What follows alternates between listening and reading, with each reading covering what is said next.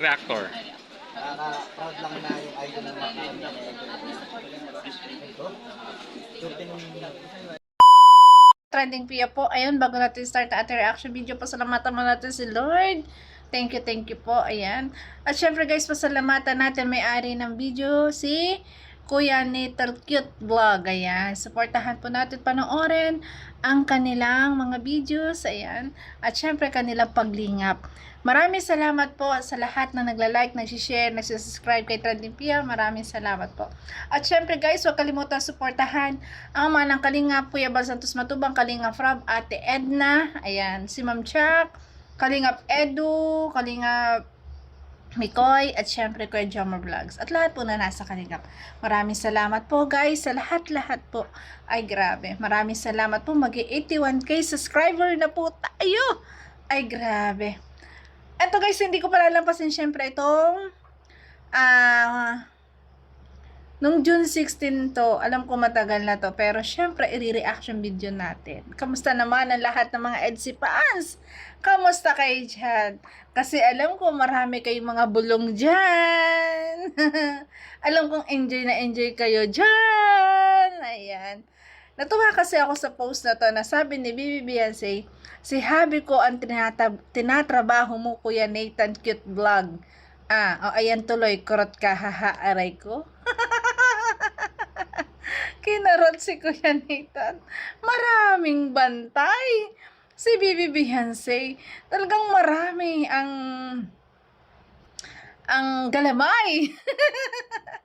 Hindi makakaligtas. Ayan tuloy. Totoo kaya, na ganong kasilos ang ating Bibi Beyonce. Pero syempre, ito ay biro lang. Biro lang niya yan. Diba? Kasi, lahat naman sila ay talagang magkakaibigan, diba? Masaya pag magkakasama. Natuwa lang ako. At pinost pa. Ayan kasi. Tinatrabaho mo, kuya. Kuya Nathan, si hubby ang tinatrabaho mo. Huwag ganon. Natuwa lang ako doon. Siyempre, lambing lang yan po ni Bibi Beyonce. Yan ay nilalambing lang si Kuya Nathan. Ayan, at ito yung video guys. Hoy, magtrabaho! Oy, magtrabaho, kinarot. Huwag yung paakbay-akbay ka lang kay hubby ni YP. Ay, nakurot tuloy sa tagiliran. Oh, no. Ayan tuloy, Kuya Nathan, nakurot ka tuloy. Ay, grabe naman yan.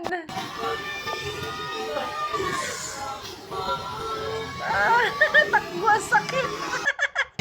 Ang sakit kaya ng kurot na yon. Tapos dito guys, ayan, pumunta sila sa bahay ni Bibi Beyonce. At eto guys, ang sabi ni YP. Hi, Beyonce! Beyonce, ng dalawa ni Papa Edo. Oh, no! Wala naman. Ayan, yari ka, Kuya Nathan, di ka pinapansin. Yari ka, ikaw kasi, tinatrabaho mo ang hobby niya. Ay. Lapit-lapit ka pa dyan kay Ella.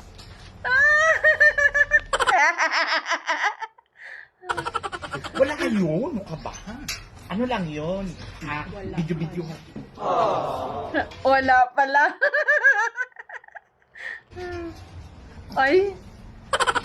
Sa'yo? Ayaw mo nilalapitan mo yun. Oh no! Ay! Ang taray! Ang taray! Ayoko nilalapitan mo yun. Ang gusto ni Kuya Nathan. Ano ka, Kuya Nathan? Yari ka. Ay. Singan mo yung hobby ko eh. Yeah. Tinachansingan mo yung hobby ko. Sa akin lang yung hobby ko. Huwag mo kasing chansingan. Tinatrabaho mo eh. Seryoso. Natuwa ako dito kay BBS. Talaga seryoso siya. May ngiti ay minimal eh. At talagang maano mo na talagang nagsusungit siya. Kay Kuya Nathan. Ay, grabe. Mahigpit nga yung bantay, lagi ako nakukurot. Oh, may samurai pa. Tama lang yun sa'yo. Mahigpit daw yung bantay. Lagi siyang may kurot. Natuwa naman ako kay BBS.